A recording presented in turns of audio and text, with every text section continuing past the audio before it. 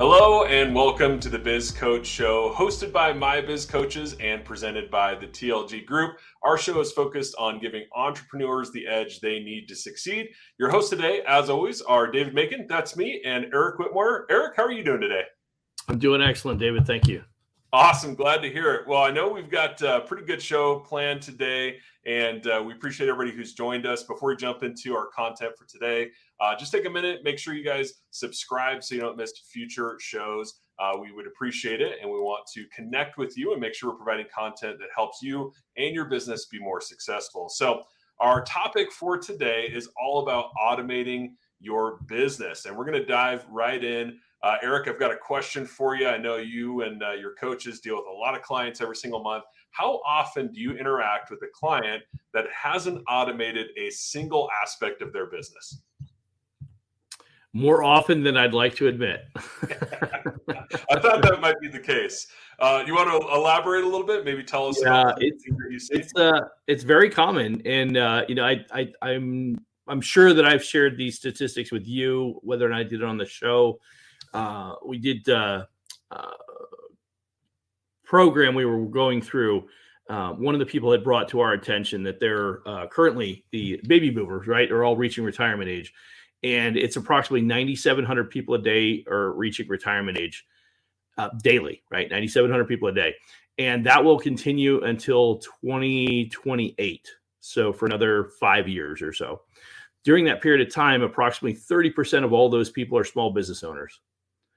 Now, people reaching retirement age and at small business owners, you take those two and you combine them, doesn't speak to a lot of tech. Right. And generally speaking, a lot of those people, because they're reaching that point where they're considering exiting, right, possibly selling the business, closing it down, whatever the right strategy is for them, they're looking at those options. And as they are, one of the things they're not thinking about doing as they get to the end of that is they're not thinking about upgrading or, including new technology, services, solutions, things like that. And it's only really been in the last 5 years that many of the automation solutions have been cost effective for the small business owner. Yeah. Maybe the mid-size and the larger companies, but the small business owner, really, it's only been the last 5 years where a lot of the automation solutions have been, become cost effective. So that said, many of them have not considered it, or if they are, there's somebody within the organization that's kind of taken the lead and owned it. So it's a smaller percentage of those businesses have actually done that. And even then, I won't say they've done it begrudgingly, but they've done it and said, well, we'll do this much, but I don't want to do too much at one time. And so consequently, we see a little bit, but not a ton. And the vast majority of them would dramatically improve productivity and a number of other things if they were looking at it. They just they're slow to adopt. And much like we talked about in the last episode when it came to AI, it's also a point of they're not comfortable. Yeah. Right. We talk about this all the time, in training and develop people. A confused mind doesn't move forward. So when they're not sure what to do, they don't do anything. And that's often what we as coaches find the challenge. So we have to come along side by side with them and help them understand how to implement these technology solutions, and so they can benefit from the automation that's available for their business. Yeah, and it's interesting too. I don't know how much you see this with the clients you work with, but oftentimes when I'm interacting with somebody, one of the reasons people are reluctant is, hey, whatever I've been doing has got me to where I am. So there, obviously it's successful in some regard. And if I change it, I don't know if it's going to be better or worse, but I'm going to assume it's going to be worse. And so I'm just going to keep doing what I'm doing. And, it's interesting. I was talking to somebody, I think it was a couple of days ago, maybe a week or two ago, and they were doing all of the marketing follow-up. So when they would reach out to a client, the emails that we all get, they were doing those, one-on-one. So copying and pasting from a template and sending and then tracking when they sent it. Yeah, and I was, there's like 1,000 software applications out there that could do that in a fraction of the time, do it a lot more efficiently, copy and paste, really good ad copy and things like that. And it was just something that, this is just how I've always done it. And it kind of blew my mind. But I think we can all get in a rut like that whether it's, marketing or ops or anything, just, hey, this is how we do it. And I've got, my printed form, or I've got a clipboard, or, whatever it is. And there's ways that we can definitely modernize. So I think that's a big thing. How often do you see that with your clients? Just, hey, this is the way we've always done it, or, I inherited my father's business and that's the way he did it, or, that's how our grandpa did it. I mean, do you see that when you're working with your clients too? All the time. All the time. And it's, I mean, if you think about it from a business owner's perspective, one of their biggest challenges is spending time between working on their business versus working in their business. Yeah. And, working in the business, doing the day-to-day, if they play a sales function, if they play a facilitation function, if they play a productivity function, ensuring that certain things get done, tasks, whatever.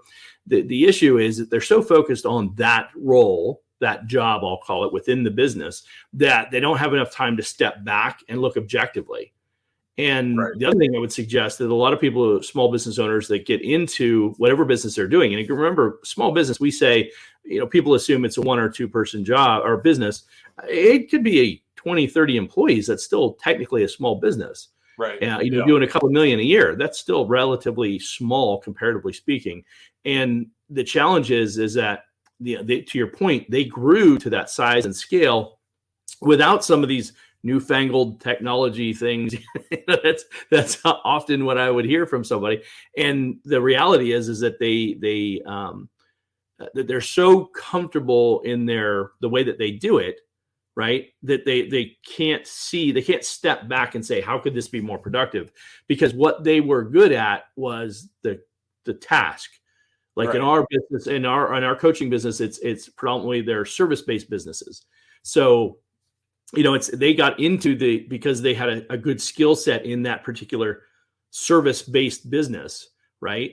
Or a manufacturing business, something like that. And they're so ingrained in what it takes to do that right, that they don't understand that they need to step back and look at the business objectively to be able to really kind of assess and say, hey, could we do this more efficiently? What would it look like if we could do it more efficiently? So that's absolutely. It's funny is there's a phrase that I learned from Anthony Robbins, which was he would often challenge somebody who was kind of set in their dogmatic and their what they believed, and he'd say, "Look, I understand it's probably not reasonable to assume that we could do this, but if we could, what might that look like, right? Yeah. How might you do it? What steps would you have to take to make that happen?" And consequently, it's just enough of a mind shift pivot that they're kind of like, okay, I see what you're saying. Yeah, okay, if we did that, it might look like this.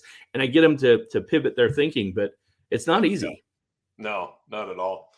Well, and I think one of the things that I find that helps, people kind of open up their mind to it is just by looking at, hey, what happens a year, 2 years, 3 years, 5 years, 10 years down the road if you don't automate? And so what are some of the things that maybe you look at, or when you're talking to people, what do you view as, concerns or issues or challenges that a business is going to face, particularly a small business that's looking to scale if they don't automate? What are some of those challenges that you see?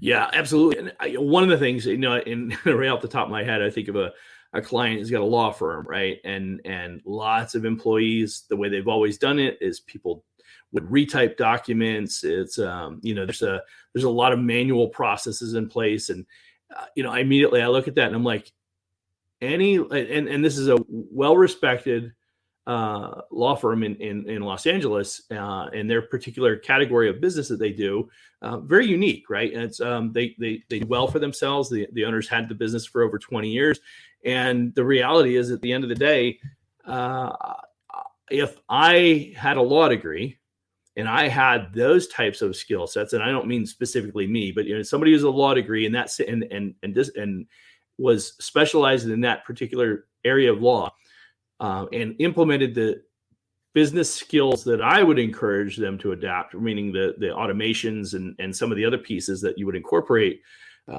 I could do the exact same amount of business with a third of the overhead. Yeah. Right. Just payroll alone with a third of the overhead, and be as productive, if not even more productive. By the way, I could also be remote. I could be super efficient, which means I'm not carrying as big a lease 2 facilities. I don't have as much lease space required. I mean, there's so many different ways that I could improve that business model. Now, granted, you have a legacy structure on a 20-year business, but the reality is that it would require some pivot, right? And you'd have to take some sensitivity so you don't lose clients. But the reality is, you take the same business model, fast forward it 3 years from now, 5 years from now, and I don't know how the original owner could keep up. Yeah. I don't see it being feasible. There's just too many efficiencies that would be picked up. The challenge in the short term, and you referenced it earlier, is one is dogmatic thinking, but then two, there's a cost, right, to put some of that equipment into place. So that's another consideration you have to factor in. But the reality is, between bearing that cost and having the patience of working through that, I mean, that's probably a good 6, maybe even a year's worth of adjustment to work through those types of things. But during that period of time, you'd have a huge impact in the business long term. You'd probably target different employees. People are more tech savvy, more adaptable to tech. And with that, then that would change some structurally, right? Culturally, you have to have a different perspective. But you consider all those things. I'm telling you, the business with the mind to automation and technology is going to blow the doors off the other business in the long term, right? And now, had that been 5 years ago, I'm not sure it's quite the same. 10 years ago, it's not even close to being the same. But that same person 10 years ago, beginning to adapt the technology, would have adapted it faster, implemented it sooner, been more aware of the technology as it presented itself, and consequently would be light years ahead of the legacy business owner. Yeah. Well, I know a number of times we've talked about the exponential growth of technology. So it's an interesting point that it may not have, been as big a deal 10 years ago, but because technology is changing faster, if your competition's adopting, you're just going to get run over that much faster, right? And so That's right. It's interesting because if you don't do it now, you're at an immediate disadvantage, but the gap of that disadvantage against your competitor increases exponentially with the technology and with time. And so it's one of those kind of pressing things that if you don't do it now, and there are some, very affordable solutions to get started with a lot of these things to at least begin that process, and then you can refine and adapt and, move to, bigger and better things. But if you don't start now, that gap is already widening. So I think that's absolutely important to think about. Yeah, and just as a quick note, I mean, it could start with something as simple as using a Calendly application, right? As opposed to being dogmatic and sticking with the idea of I need to have an assistant who answers the phone. Not answers the phone, but schedules my appointments. Yeah. Well, right. Yeah, and we've done our fair share of work with, service-based businesses respectively.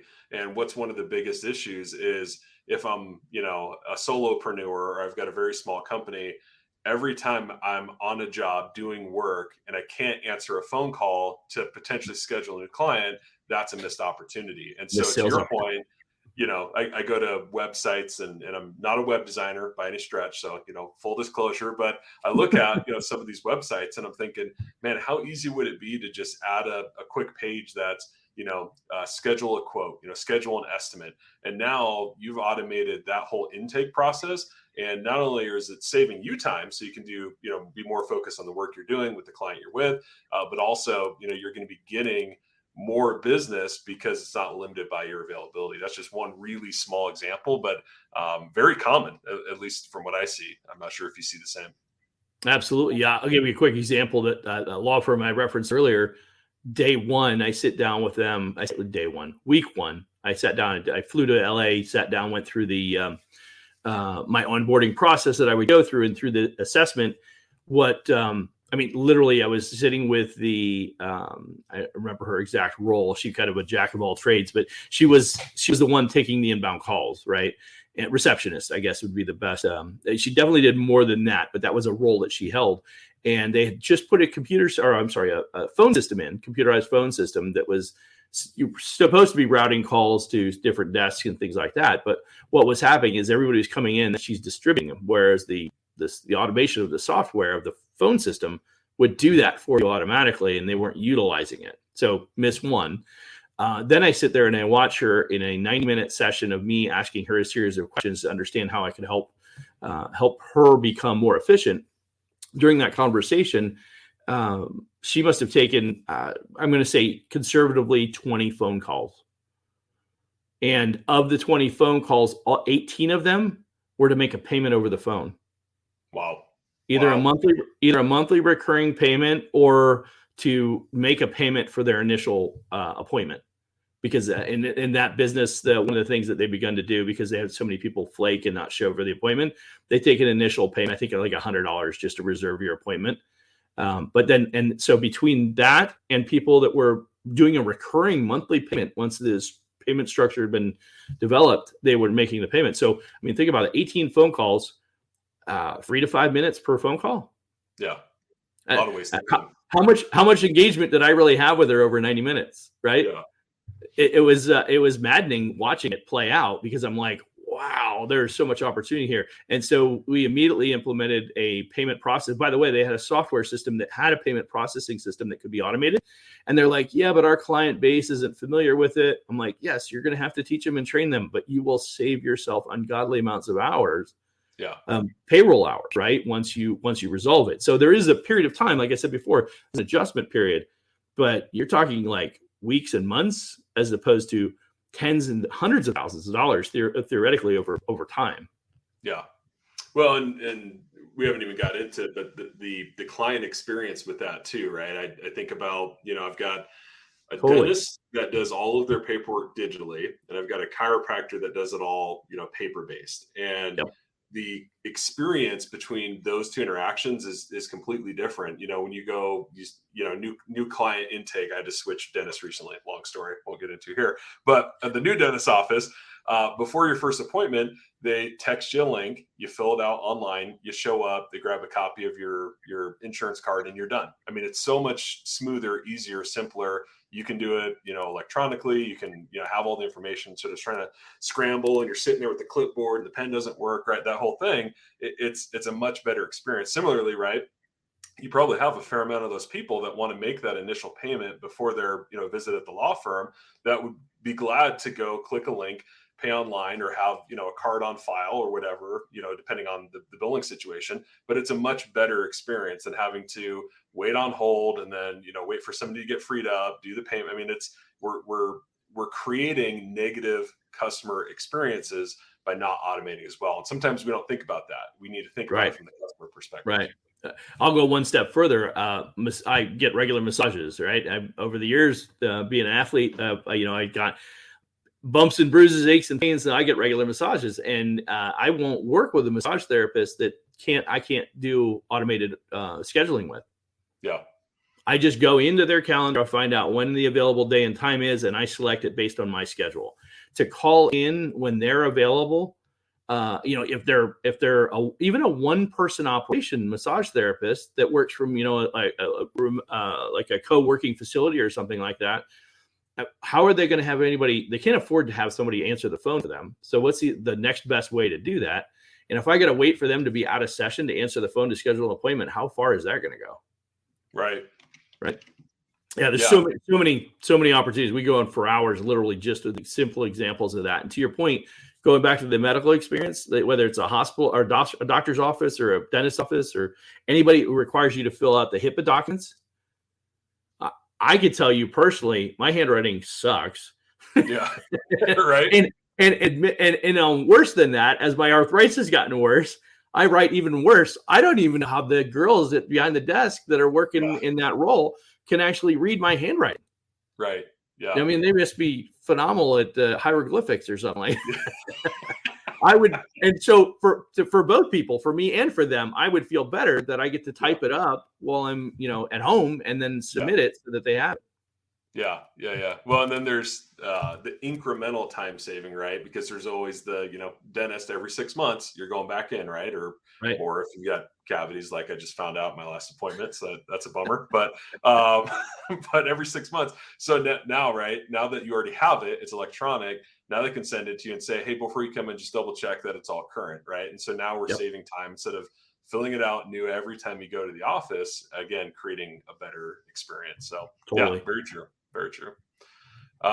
It's funny. I was just thinking about your massage example. So if she did 5 90-minute massages a day, let's just put that out there. That means she's only got about 30 minutes or so in an 8-hour day to handle scheduling and new clients. I mean, if you put that in perspective, how little time that massage therapist has to grow their business is minimal. Going back to your point about thinking strategically and working on your business, you've already missed out on several opportunities. And over time, if I can't get a hold of you and I can't schedule, I'm going to find somebody else, right? And I think that's true for most people. So yeah, missed absolutely. opportunities.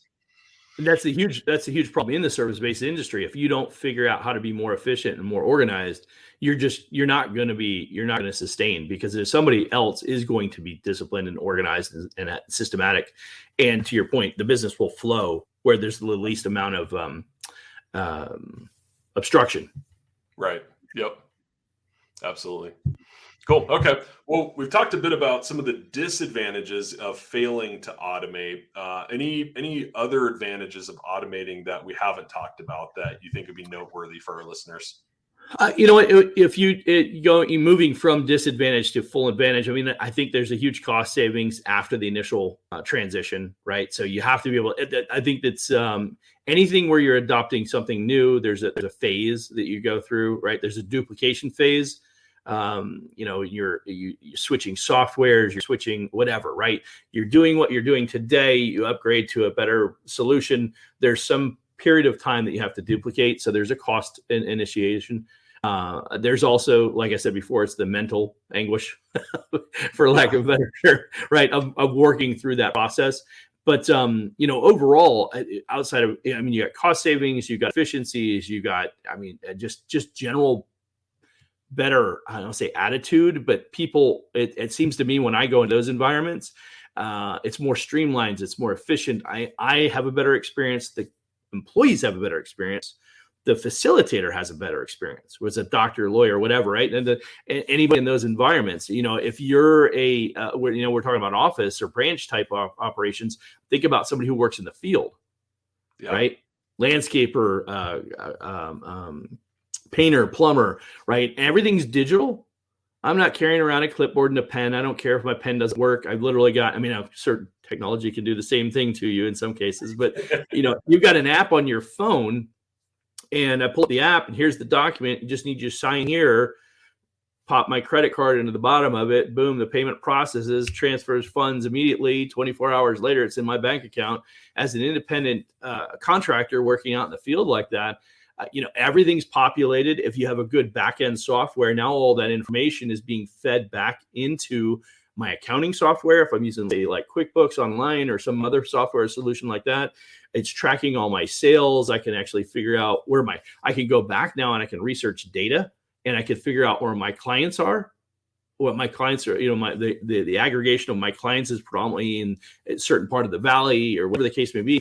All this data is super, super valuable for me if I take the time to go back and analyze my business. And, right. I say it all the time, every time we're on the show, but if you have a coach that will challenge you to do that, even once a month or even once a quarter, to review that data, once the data is captured electronically, you can massage it in so many different ways. And now you can look at it and say, okay, well, this particular area of town really is not beneficial to me. It takes me a while to get there. There's the drive time, there's the client base, whatever, right? And so you may look at that and say it just doesn't make sense based on where my business is located. And for instance, I've probably used this reference before, but think about a landscaper, right? A landscaper that is super efficient and knows exactly what their territory is and stays within the same 5-mile radius. How much more savings do they have on their business if they're literally driving down the street?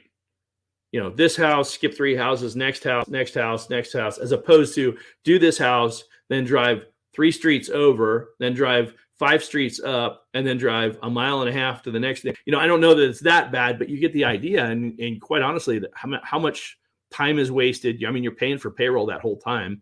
Yeah.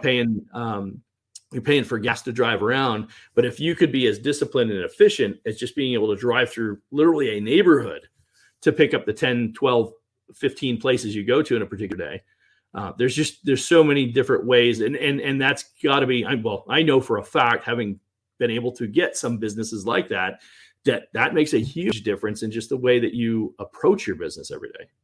Yeah. Well, and I think everything you said 100% spot on. And I think one of the aspects that we don't think about, kind of bringing it back to the client or customer experience, but taking it one step further, is the perception of your business. I mean, if you think about it, right, if you're looking, for, let's use the landscaper example, if you go to the website and it's got, a really clean, modern look, and then they've got an automated scheduling tool and an intake process where you give your information and, what you're looking to have done. And is it, weekly maintenance, monthly maintenance, one-time yard cleanup, right? You do all that. Then they show up and, they're well dressed and everything's documented with photos, and they upload you a link of the before and after, which some services do. And then, they take the payment, it's already on file, and then it's automatic after that. And you don't have to think about it, and it just happens, and it's a seamless process. And you contrast that against somebody who doesn't have a good website, maybe no website at all. It's a Facebook page, right? I see that all the time. Drives me nuts. Yep. They show up, everything's kind of disheveled. The billing process is you got to be home to pay them cash, or you got to, mail them a check, and that takes forever. Or leave the check in the drawer in the cabinet behind the house or something. Yeah, exactly. And then, you're kind of like, when did they come? When did they go? Did they get everything? And there's no, photos. And it's just, it creates a really clunky experience. And so if you think about, who am I going to want to continue to do business with? Who am I going to recommend, neighbors and friends and family to? It's the person that has their operations together and has this smooth, streamlined process. But you can't get there unless you automate. So that's one big thing that I think we got to think about. And I think the other, you kind of alluded to it earlier, but when you talk to people, especially in an organization where maybe they're, the bottom rung of the ladder, so to speak, and they get a lot of the jobs that nobody else wants to do, whether it's, data entry or whatever, that person, the morale in that work group or that individual is really low. And usually you're going to have a high turnover position. But if you can automate some of those, more mundane tasks and free that person up to work on other things that bring more value to your business, not only are you going to retain that person longer, you're going to have them focusing their effort on revenue generating activities, and that's going to help your bottom line. So totally, I think that perception, that morale, those are two other factors that people don't tend to think about. Yeah, no, and a matter of fact, as you hit the morale piece, I mean, that's ironically, I think you and I even discussed it might have been Lloyd, but we discussed the CEO from Microsoft. I can't remember the name, but the new CEO of Microsoft was actually, it was at a symposium and was talking about the impact. Again, we'll go back to AI as a reference point, but the automations systems, more and more people will be able to develop a skill set that they've never had before. Just online learning, right? Just online learning in and of itself. And consequently, people who were doing the entry level roles, to your point specifically, right, doing the mundane tasks, can be automating those, makes all of that go away. And now all of a sudden, people can elevate their skill set a rung or two, right? And so now they're doing more fulfilling work. They don't feel like they're stuck doing the crap that nobody else wants to do, for lack of a better term. And quite honestly, at the end of the day, they feel more valued, to your point. And now I'm motivated and I'm excited to be at my job, and I feel like I'm contributing in a better way, in a bigger way. Yeah, absolutely. No, spot on. And I mean, a couple episodes ago, we were talking about the importance of retention and even generationally, people more so now than ever are looking for work that has meaning and fulfillment. I mean, we need to do a whole episode on Gen Z, and I know we've talked about it. It'll be coming soon, but that's why you should subscribe so you don't miss it. But more than anything, it's like, people just walk away from a job if it's not meaningful, fulfilling, if they're not developed. I mean, it's unlike any other time in history. And so I think even more reason to make sure your employees feel like the work they do matters. So very well said. Agreed. One other thing, Eric, I'd love to get your perspective on this too, is I think about, an entrepreneur that's listening to this. One of the things that takes a lot of time, is super frustrating, at least for me, and hopefully others can relate to this, is when I have to constantly pull information, pull data, versus having it pushed. And I think that's one of the really large benefits of automation is if I can have, my appointments for that day, or if I can have invoices that are outstanding or whatever, have that pushed to me. So when I wake up and I'm doing my routine, I can look and have kind of a dashboard of where's my business at today? What are my priorities for today? And have all that stuff automatically pushed to me makes it so much easier for me to understand what's important in that day, even hour to hour, but also really feel like I've got a good handle on my business. And I think that push versus pull is something people don't necessarily think about. So any thoughts on that? Yeah, I have some grading thoughts. There was nothing more frustrating in previous roles when somebody in the ops team would say to the sales group, obviously, my background is more in sales, but I'm very familiar with the operations, having done accounting and played in the backside of the house. But nothing more frustrating than somebody in the ops team saying, "Oh yeah, just go here and pull this report." Yeah. I'm like, I'm like, all right, I'm not on the cutting edge of technology, but I do happen to know that it's really simple to automate this reporting process. Yeah. So that it initiates and automates and kicks out an email to me. Right. It just a simple email with the report that I'm looking for, which we already have. We pull it up. You just told me I could pull it up. We can create a process where it initiates on a daily basis that email based on previous day's performance and the month-to-date performance. Yeah. Why do I have to go into a document and pull a report when I can just have it put in front of me, to your point, with the key in a format that I can clearly identify the key business points that I need to reference and acknowledge my, what we call the 7 to 12 key metrics that I should be measuring. And we say 7 to 12 because every business is slightly different, but generally speaking, you can between 7 and 12 key metrics that you should be measuring every day. And they're not necessarily financial metrics. They could be a revenue capture metric, but it's not necessarily a financial metric. So it's not my P&L. It's literally my daily numbers, so that if I can look at that, I can look at what I did yesterday. I can see quickly what I've done in the last week. I can see what I've done month to date and what that is projecting to do. Yeah. That's everything I need to know to make decisions on what I should be doing today, to your point earlier, right? Yeah. I now have, I have what's important to me now, right? I can quickly identify what those things are. Yes, it takes a little bit of work to pull those 7 to 12 key metrics. It takes a little due diligence to understand what it is. Sometimes you start with one metric and you realize, well, this is an important metric. However, this metric is a leading indicator of that metric. Yeah. Right. So this is the metric I should be tracking every day. This metric is important, but what I really need to know is this metric, right? And those that takes a little bit of time, maybe a few weeks to a month, two or 3 months tops, to really kind of identify what those metrics are.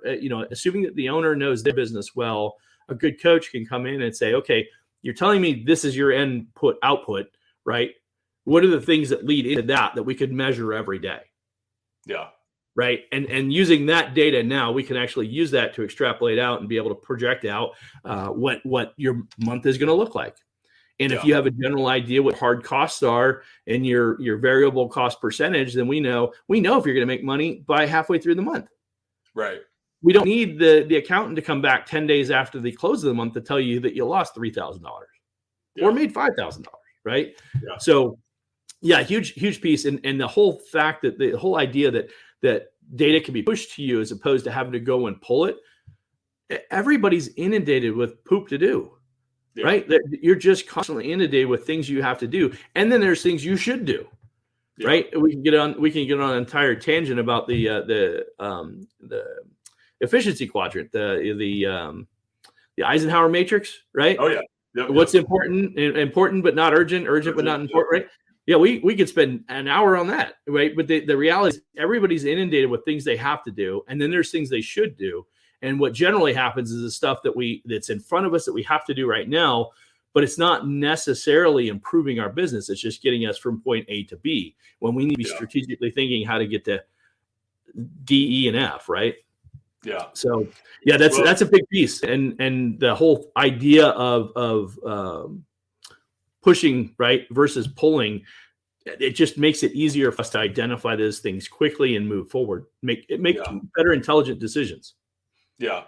Well, and it's interesting too, right? So I was just thinking about this, and I don't know why. There must be somebody who's going to listen to this that is thinking this way. But well, hey, I'm not the person that runs the reports, and the people that run them, they email them to me. So I am getting it pushed to me either way.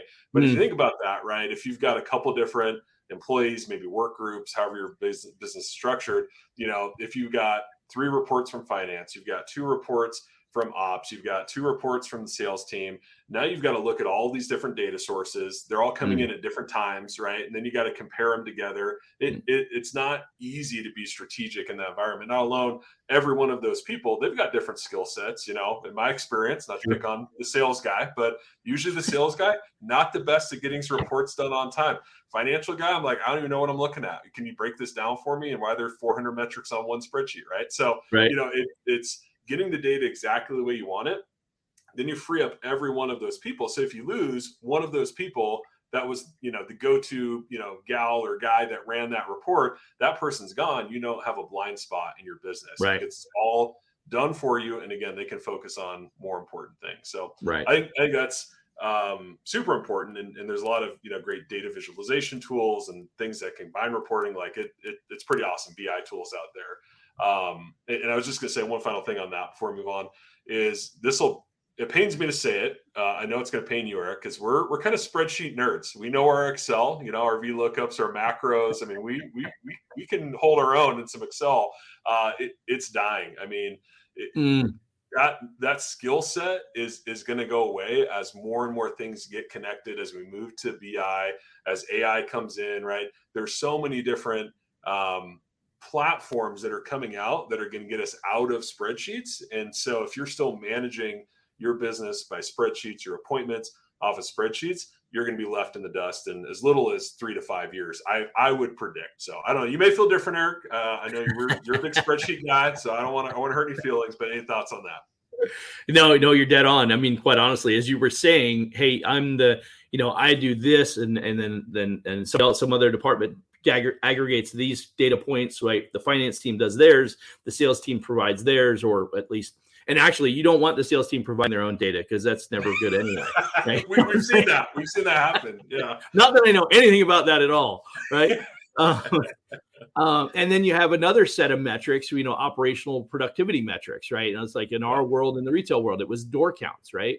We had an automated system that calculated the door counts per location every day within the days that the operation was open, and then uploaded it to your point, a business. It was a BI business intelligence software application that fed in our sales data. It fed in our finance data. It fed in our payroll data, like how many people were in the store yesterday and how many hours they worked, and we could actually calculate the not necessarily the actual payroll dollars, but we calculated the number of hours that were worked, and we could measure that against the productivity, the sales numbers, and the revenue generated.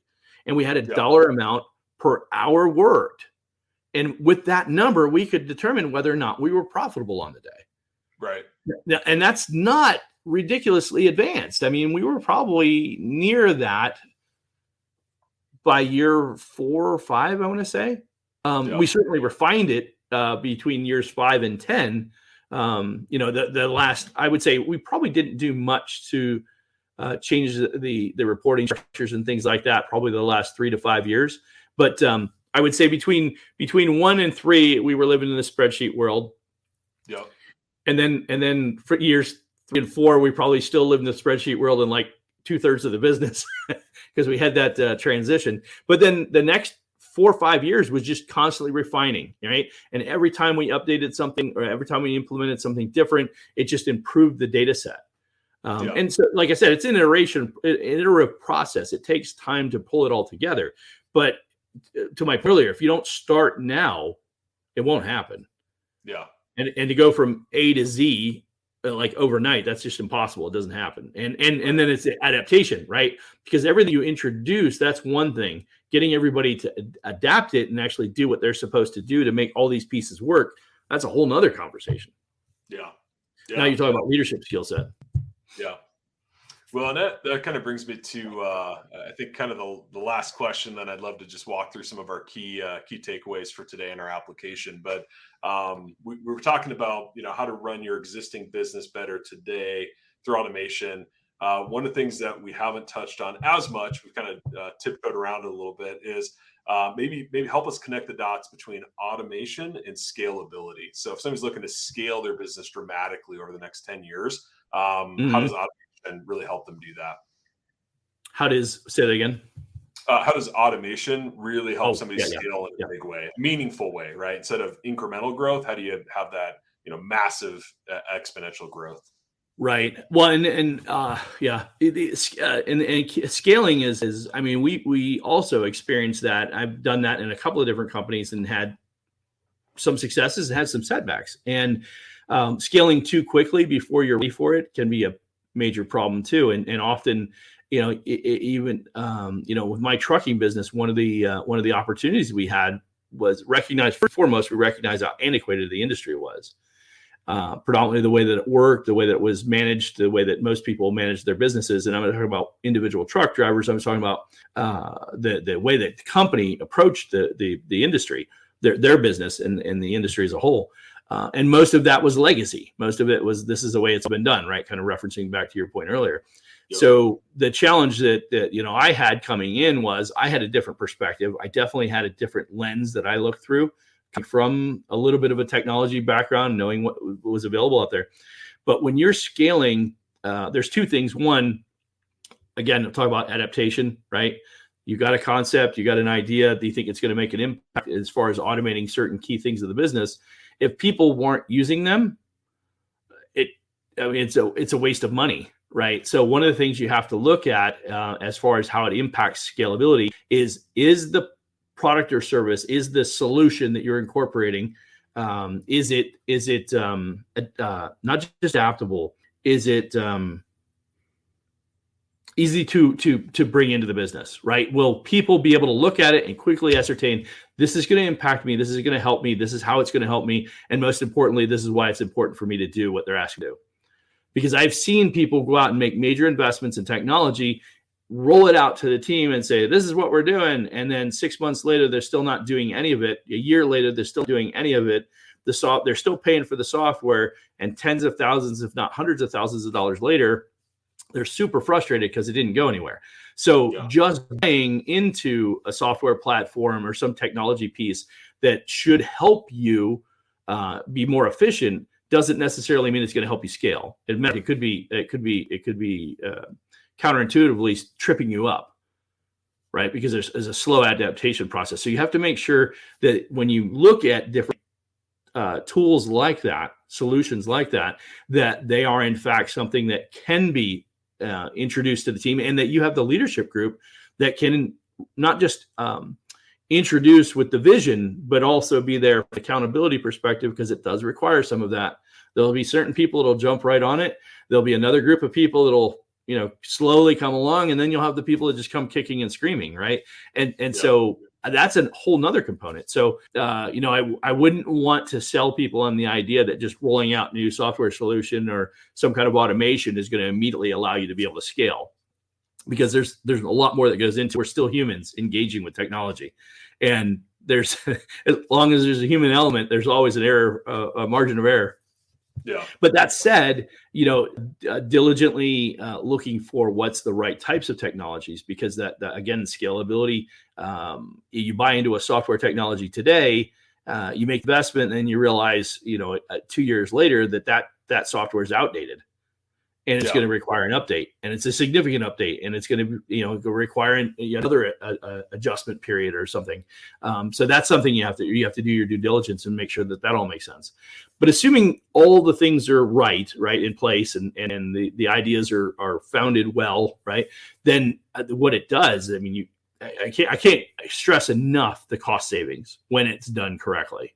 The cost savings in and of itself, if you look at a good operating business today, a 20% net margin, in any scenario, venture capitalists today are looking for businesses in the mid-tier, mid-market range, they call it, and that's probably in the $5 to $20 million range as far as revenue, gross revenue. You're operating at 20% margin on $5 million, you're making $1 million in net profit. You might remember on a previous episode, I mentioned that only 3.2% of all businesses ever reach $1 million in gross sales. So a business that's actually 5 million and netting $1 million, that's a pretty substantial business. And I'm willing to pay a couple $1 million for that, because if that business will last me 10 years, I'll double my money. Right. And the idea is I'm acquiring it with the intent that I can put even more efficiencies in place to make that 1.2, $1.5 million and consequently push that up even higher. But to be able to get to a 20% net margin with a payroll laden business or heavy with employee costs, that's going to be super difficult unless you can find a way to automate a lot of the other processes and systems that are in. So that's a big factor. Anything that has a large cost of goods sold, obviously managing that on a consistent basis and then be competitive with what's out in the industry, depending on what product or service you're selling. That's another thing you have to consider is, what's out there.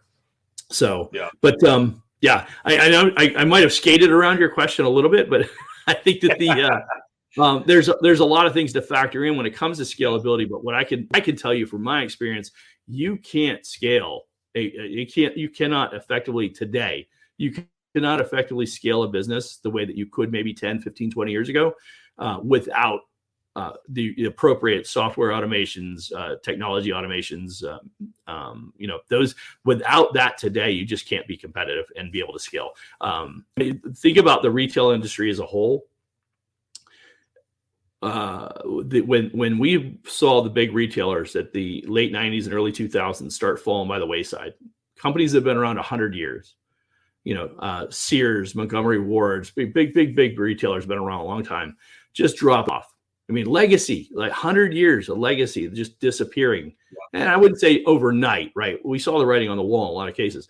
Lots of the electronic industry. I mean, the only electronics company that really exists today anymore is Best Buy. And that was a world that you and I came from, right? You were Radio Shack, and I don't even know. I don't know that my kids even know what Radio Shack is, and they're only like in their 20s and 30s. There's still a few out there, easy. But I mean, when you think about it from that perspective, how much has changed just in the last 20 years? Yeah. Right. But retail as a whole, that's it's all gone online, right? It's automation, processes and systems. Look at Amazon, right? They've got massive warehouses that are run by robotics and automation. So they're kind of often on our channel, we talk about the big companies and the dollars they're investing in that type of technology. We, as a smaller business, need to look at that and recognize that's where it'll all go, right? They don't make hundreds of millions, if not billions of dollars in investment in that type of technology. And unless that's where things are going, because they have the money to invest and see where things are going. What we need to do is look and see how that adapts to our business and then apply it accordingly. Yeah, no, I think you're spot on and really brought up some good points about, don't automate just for the sake of automation. It's not a one and done. So I think really some good points on that. I think for me, where my mind goes is, you need to squeeze every ounce of efficiency out of your business to scale, effectively, right? So once you kind of figure out where those efficiencies are and really minimize where you're losing time, where you're spending unnecessary capital that could be used to fuel your growth, then the path forward, I think, becomes a lot more clear. But I also think, to your point, really spending time thinking about, everybody's role, and within each role, what is the work that only a human can do? And then what are the skills that best support that work? And then look for the best people at those skills, right? Because sometimes we keep people because maybe they have an ancillary skill that's not really, a big part of their job, but man, I can't afford to lose this because they also do this other thing. But if you can automate, that, let's say reporting, right? Well, he's not a great salesperson, but he's the only one that does the sales report. So I guess we got to keep him around because we need the visibility, right? Or, they're horrible to deal with, but they're the only person that can, pull a P&L for us versus be able to go into QuickBooks and, generate one with 2 clicks of a button, right? So it's those kind of things that, when you figure out You take all the excess away, all the waste, and you have, whatever's left, whatever that human element is, and what are the skills that are best suited for that role. That helps you with your hiring, that helps you with your talent development, which is, of course, getting into my space a little bit here. But I think that's the key thing. And you may find we have whole roles within our business that we don't really need if we were to automate, right? Not that I'm, trying to axe people and lead to more mass layoffs, which we've talked about on the show, but I think that's important, right? And maybe we can pivot those people in other areas of the business, but we don't know unless you go through the work, look at what's out there, assess different solutions, and really kind of study each of the roles within your business and find those opportunities for efficiency. And once you're there and you've squeezed every ounce of efficiency out, now you can better forecast what it's going to take to grow your business. Absolutely. And that was a piece I was going to add to that when you talk about scaling. And again, I referenced this before, but when you look at scaling, one of the things you have to do is be able to project out. You can't know when we're going to have an economic downturn. Right. But if you have enough margins built into your business model, you're going to be able to absorb an economic downturn, right? You can't know that we're going to have, a massive walkout on jobs. Right. Nobody could have projected that. I would say nobody. I would say likely most people wouldn't be able to project that. Certainly most small business owners wouldn't be able to. However, we're all dealing with it currently, right? I mean, people want $5, $6, $7, $8 an hour more than they were getting for the same job 5 years ago. And, when you talk about the minimum wage was $7 an hour 10 years ago, 8 years ago, whatever it was. And now, it's being double that in most places. And even worse yet, on top of that is as you project out beyond, what does that look like 5 years from now with the advent of more technology coming? And at a rapid pace, you mentioned the acceleration of the technology adaptation. What does that do to the compensation rates? Right? What now people are going to want $20 an hour, $25 an hour to do a job that they did 5 years ago for $8 an hour. That's a triple on payroll.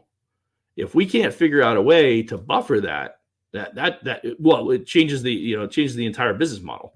I mean, your quick service restaurants, they can't compete. They can't stay open. There's no way. Right. Yeah. Right. They'd have to triple sales to be able to support a triple in payroll because they're not operating at a 30% profit margin in those quick service restaurants. They're operating at 10, maybe 12 if they're good, 8 more likely. So that's not a lot of margin for error. Yeah. Well, which we saw play out. Apparently McDonald's has thought about that because now they have the fully automated McDonald's with the robots and all exactly. So they're thinking automation, right? And I think you're seeing, of course, big companies doing it, but more and more small companies doing it as it becomes affordable.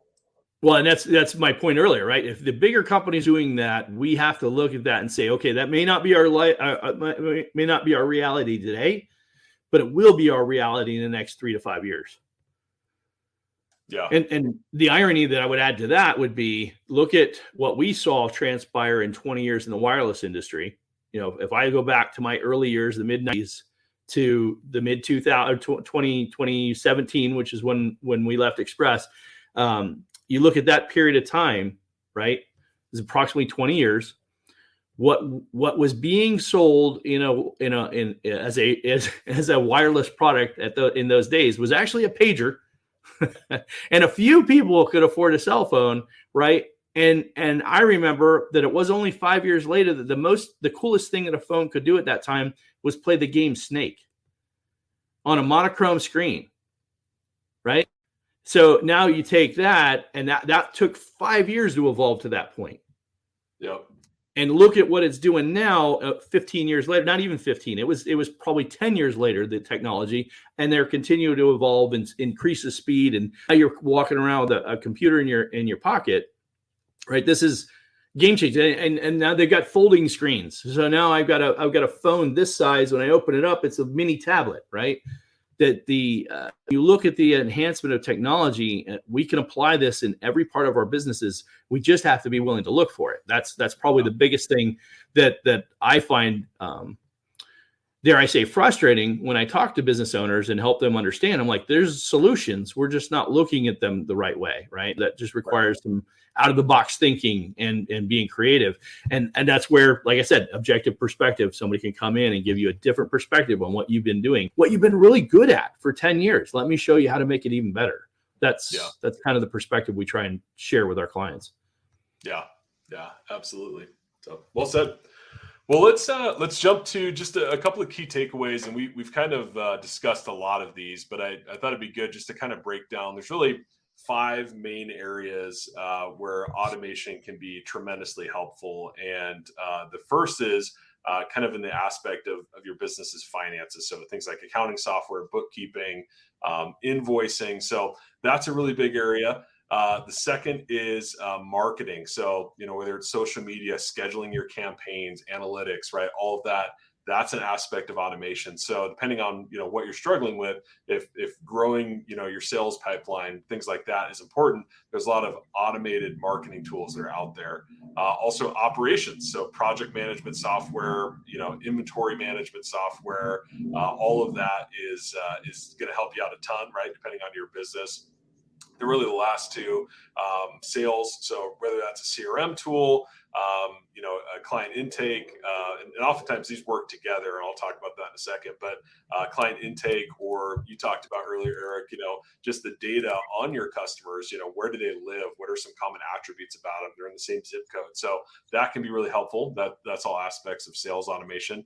And then human resources, right? So things like timekeeping, recruiting, right? Things that process can take a really long time. It can take 30, 60 days to start to finish to onboard somebody in a business, depending on how, paper versus electronic and all those other things. So HR, that function can be automated a lot. And so just kind of want to touch on those, just kind of get people thinking about different ways they can automate financial, marketing, ops, sales, and HR. So any thoughts on any of those that you want to dive into, Eric, before we jump to our apply it for the show? Yeah, I'll probably just acknowledge that I probably did a disservice to my marketing clients out there, my marketing agency clients, because we didn't really talk about that, and that's a huge impact in that business and that industry as a whole, right? Again, we talked about AI last week. This continues to be an impact, as well as just general automations. You referenced the calendar function. It's any of those components that were used to integrate to help through that marketing process, right? Just, running my ads on Facebook or Google, right? And what does that process look like, and how automated you can make that? But more specifically, the data that you can extrapolate from that, right? You can gather more data about your clients as the transactions come in. When it comes to sales, to your point, following through your CRM, what that means when you can run a campaign to clients that you've already sold to in the past. There's so many different ways that all of these pieces play into a business. Any one of them individually would have significant impacts to the business. The financial and accounting, I remember my early 20s, I had an ice cream distribution business, which you probably heard me talk about my stories for years over the years. That business, I did quite well with it. What was interesting is that I also was at the time a professional kickster. So I would run the business during the day, go home, take a nap, change my clothes, go to the gym, and run my martial arts school. I was a part owner in that, and prepare for fights whenever I had fights coming up. And so I was on the go all the time. And one of the biggest challenges I had was taking 4 hours to go through paperwork for a week's worth of business. Well, I was doing hundreds of thousands of dollars in revenue, and I had to process all those documents and pay my bills and everything like that. And it was actually a cash intensive business. So I had a lot of cash. So I'd have to go to the bank and make deposits and then reconcile everything. I was just like, what a pain in the butt. And I think about that today. It could have all been automated, right? And a lot of business owners, and it's not just the accounting component of it, but it's then the reporting that you gather from it. So all of these resources, to your point, the HR components, right? All of these things being managed and automated and housed electronically, so you don't have so much paper, which is a whole nother thing we didn't even touch about, but just all the paper, right? The countless pages of documents that you have to store and maintain, all can be digitally maintained now, right? And so massive law firm, I'll go back again. Leasing 2 spaces to store all documents and maintain all the legal requirements of maintaining those types of documents, right? So leasing additional space just to store the documents. Yeah. Over 20 years of being in business, you got a lot of freaking files. And imagine if those are all digitally maintained and, the appropriate cybersecurity and everything else. How much money am I saving a month there, for storage space in LA? Right. Yeah. Yeah. Not cheap. Not cheap from what I hear. No, exactly. Lucky for him, he owns the building, so he's leasing it to himself, but it's still a cost, right? Yeah. That's space that could be leased to somebody else and generating revenue for it. That's right. Yeah, absolutely. So cool. Yeah. Awesome. Well, let's jump to just kind of, some thoughts on how entrepreneurs, small business owners, maybe even managers within small businesses that occasionally listen in, how they can apply this. So I think for me, one of the first things to do is identify bottlenecks and inefficiencies in your business. And if you don't already have a couple that come to mind, you probably need to spend a little bit more time thinking about your business, thinking about it strategically, really kind of scrutinize every aspect, scrutinize every role, interactions between departments, all that good stuff. And where are those bottlenecks? Where are those inefficiencies? And then for me, one of the things that I think is critical is just thinking about the things you hate doing or are not good at. And so kind of to throw an example in there, you talked about, the financial automation, sales automation. For me, what I do, basically, if I'm not, interacting with clients, if I'm not marketing my business or, developing or delivering training, I'm losing money, right? So for me, it took longer than it should have because I know better, but that's the importance of detaching from your business and thinking about it strategically, right? Is I had this epiphany of what am I doing, doing all these intake forms and I was generating invoices kind of in a more manual way. I was having to follow up on the invoices. And so I want to say it was, I don't know, $20 a month, switched over to Honeybooks, which is just one of the many solutions out there, not sponsored, not endorsed in any way. Although if you're from Honeybooks and you're listening, we gladly take a sponsorship. But now they handle everything from client intake. I move clients through different stages that generates, certain tasks for me, for the client, everything stored in one spot. Invoicing is all done through there, collecting a deposit for, work to be done. It's all right there, super easy. And we even follow up if people are, behind on their invoice. And so that's all stuff that I don't have to do. That saves me, I don't know how many hours a month that I can then focus on, the deliverables for my clients or generating new business or, following up on past clients and trying to get, follow business, right? So that's just one aspect, but that started with, I hate doing these invoices. I hate following up and it's time consuming. And Here. Yeah, it's not necessarily my forte. I mean, I didn't get into business to do that, right? I want to help people learn better. That's what I'm about. So that's just one example of thinking about your own business, thinking about how you're spending your time and what do you not like to do or what are you not particularly good at and how can we leverage automation to do that? Good direction. Yeah. So that's a big one. And then, really the next step is explore automation solutions and pricing. And so for everything, right, there's going to be a couple solutions. You kind of talked about this, Eric, is, there's some that are, maybe they've been around a while, but maybe they're not as future ready as some of the new stuff that's out there, maybe not as feature rich. Right. Maybe the pricing's really good. And then also looking at the pricing structure, how many licenses do you get or how many seats do you get? And what does that look like as you scale? Sometimes, oddly enough, the pricing increases as you scale. It should get cheaper, right? We're used to that traditional model, but that's not always the case based on the software you're using. And then one of the things that I recommend, Eric, I know you're better at networking than I am. I will admit it. But I think reaching out to your network, whether it's live or virtual, and just asking what other people use. They're going to have experiences with different software. And I tried this one, I hated it, or I like this one. It was really good for 2 years, and then we kind of outgrew it. And so getting that feedback can be helpful, apart from features and pricing, but actually kind of those use cases I think can be really helpful. Absolutely. And then kind of a couple other things. Trial offers, a lot of software, companies now, they'll give you 30 days or, 14 days. Use that trial, just get in, play with it, set aside time, remember to cancel the trial. Been burned on that one. But use those trials out, get a couple of people on your team, have them testing it, give feedback on it. And that can be really helpful too, because maybe you think it's awesome, but the people who are going to be using it every day think it's terrible. You need to get that feedback too. So include other people in your testing process. Agreed. And then kind of the last couple things here, make sure to scale with you. So you talked about that, Eric. And then also be thinking about there is an administrative component that comes with automation that people don't often think about. So that's, hey, when I hire somebody, I now have to set up their profile and I have to assign permissions. Then when people, change work groups, or I fire somebody or they quit, now I got to deactivate that. And there is an administrative process that goes with that. And certainly there's, single sign-on, Active Directory. I mean, you can get into some really techie stuff on that. But generally speaking, you have to have a plan for, okay, well, who's going to put the person in the automation? Who's going to set them up? Who's going to train them on it? Who's going to, teach them how to use it, right? All those sorts of things. So that's something we don't often think about that is important as well.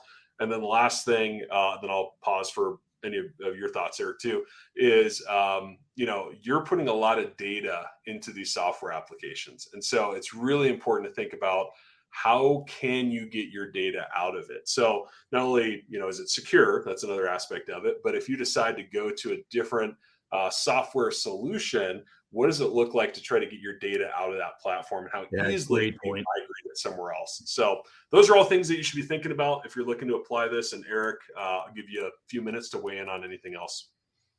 Yeah, no, as you hit the last one there at the exporting them, like that's actually a huge one. I've had clients that I've spoke to, and that was an issue, right? They went to switch platforms, and the data they wouldn't allow them, they wouldn't release the data. And I'm like, what? Are you kidding me? Yeah. And I'm like, and so we joke about, it's in sales, we joke about, you don't need to read the fine print, read the fine print. Yeah, right. Yeah. Yeah. It's I was totally aghast by that. I'm like, you got to be kidding me. They won't release. And the issue was that they had problem. The individual had a problem with his computer. That the software is on the computer. He had a problem with his computer. He ditched the computer, and for whatever reason, they canceled the account. He went to pivot and went to go and move the data, and like, no, you had it. It was on your computer and laptop, right? It's on a laptop, and so he couldn't retrieve the data. So he literally started from scratch. This is a chiropractor. Wow. Literally had to start the business from scratch. So all over again, after being in the industry for many, many years, 10 years, 12 years, something like that. You're going through scraps of paper to who's this client, what's their phone number? I got to call them and schedule their appointment. It's like, you got to be kidding me. I mean, like literally starting from scratch. So, wow. But yeah, all great points, David. I mean, you hit a couple really good things there. Doing your due diligence, leveraging. One of the things I say about when it comes to demos, you mentioned demos. Take the demo, set some time aside, set 2 hours aside at least twice throughout 2 weeks or a month or whatever you have. Set 2 hours aside where you play with it. It depends on your attention span. I'm pretty. Once I get into something, I'm probably good for a period of time as long as I'm not interrupted. But give yourself enough time to play with it. If it's not relatively intuitive to you, don't go with it. Yeah. Now, I say that, and if you're not really intuitive with any kind of technology, then that's probably not good advice. But there are other people. Yeah. But generally speaking, if you're, decently okay with technology and you start playing around with it and it's not relatively intuitive, it probably won't be for others either. Right. But great advice on having other people try it. But what I've experienced for me, particularly when it comes to like accounting software, because of some of my background in that area. So if I start playing with it and it doesn't come to me naturally, I'm like, ooh, I don't know. This is going to be too hard. It's going to be too hard for me to adapt. I won't adapt and use it. Right. I mean, I'm no different than anybody else. It's just easier for me to see it because I've lived through these scenarios. But, at one point I had a leads business, David, you remember that? And it seemed, it was a good business. I acquired it, made some decent money off it. But at the end of the day, the reality was it was so not tech in what you would think would be a tech world, right? It was so removed from being tech savvy. And consequently, getting in and using the software was so counterintuitive. It made zero sense and super frustrating. So, and we ended up shutting the business down because it just didn't make sense anymore. It wasn't, it couldn't be competitive with the amount of time and energy it took to do what we needed to do. So, like I said, all great points. And I think those are things that people need to be thinking about, as we're talking, David, and this is just coming to me as we're conducting the show. We should probably figure out how we can drop that link for our clients so they could see that information, or a link or somehow we could share those takeaways for them. Oh yeah, absolutely. Because I think it's a good assessment of what you put together, and we can share those notes with people if they weren't able to capture it during the conversation. If we can start using maybe some bullet points we can share with them. Yeah, I'll tell you what. At a minimum, I'll put it in the YouTube notes underneath the video. But yeah, let's find a better spot going forward. Great call. Perfect. Yeah. Awesome. Always looking out for our community. Love. That's right. Awesome. That's right. Cool. Well, hey, we're kind of wrapping up here, Eric. Anything new or noteworthy over at My Biz Coaches you want to spotlight for our audience today? Yeah, appreciate that. I'm hoping that we're about 6 weeks out from a big convention We're going to do a goal setting. I say goal setting. It's really more business planning. You're planning your business for the next year. But my background with the Success with Goals, the book that I wrote. So we're doing a goal setting time management event for business owners. It's our primary target audience. Certainly anybody's invited. But that's on February 28th and March 1st. A 2-day event on Tuesday and Wednesday here in Phoenix, Arizona. Actually, it'll be in Chandler, Arizona. But we're excited to be able to produce this. My Biz Coaches will be hosting. I'll be speaking at the event on a number of occasions, and I have a couple of other speakers that we're bringing in. I got a gentleman coming from Florida that talks about mindset and managing your state. He helps with breathing exercises and things like that to help manage stress, which I could probably use I could benefit from. He's actually pretty amazing. I met him at a mastermind last fall, and I was complaining about my knee. It was rainy and cold at that time. And my knee was stiff, and he did some exercises with me and breathing exercises with me, and did some work. And I was like, wow, my knee feels awesome. That was pretty cool. So I've come to appreciate his work, and we're spending some more time together. But we're going to co-promote an event, like I said, the 28th and 1st, February 8th and March 1st of this year. We figure it's perfect timing. Generally speaking, you'd want to do something this is the beginning of the year, get people started. My philosophy, either you do it before the year so you have the plan ready to go and execute on, or in our particular case, we're waiting for people to realize that their New Year's resolutions weren't working. They've already given up on them, and we're giving them an opportunity to get a restart and still take advantage of the 10 months that are left. So. Is that then a re-resolution? Is that what that is? I think you just gave me a marketing ploy that I can incorporate. Hey, there you go. Yeah, happy to help. Your 2023, awesome, really cool. Your 2023 re-resolution. I love it. Nice. Well, that's awesome. If people want to learn more about that, where can they go? We have the page going up on My Biz Coaches here in just a few days, so probably be available next week. We'll talk about it again next week, but yeah, if you have questions, feel free to reach out to info@mybizcoaches.com. Yeah, you can give information. Awesome. Very cool. Well, that's exciting. Good stuff, Eric. Appreciate it. And if you guys want to learn more, just head over to mybizcoaches.com. Eric's got a lot of great resources, a lot of awesome coaches, and growing his coaching staff, I dare say, every month. So even more people to help entrepreneurs and small businesses out there. So absolutely. Cool. Aggressive goal to add 20 more coaches this year. Yeah, that's awesome. That's a lot more people you can help. So very cool. Exactly. Well, hey, if you're interested in learning more about training, how you can improve learning within your organization, or just looking to up-level some of your skills or the skills of your employees, we have a lot of training available over on trainleadgrow.com.